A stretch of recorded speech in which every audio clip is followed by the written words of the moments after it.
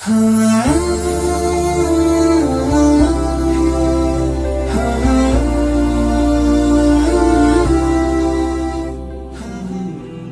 xayr ihson qilish.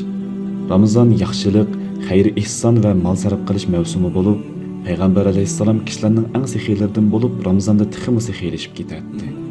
Allah bir kishiga yaxshilikni iroda qilsa, boshqalarning hojatini ado qilishni u kishining qo'lida qiladi.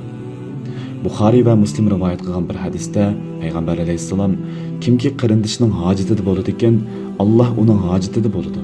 Kimki musulmon qarindishining qiyinchiligini osonlashtirdi ekan, Alloh qiyomat kunida u kishining bir qiyinchiligini osonlashtiradi. Kimki bir musulmonning aybini yopadi ekan, Alloh dunyo oxiratda u kishining aybini yopadi degan.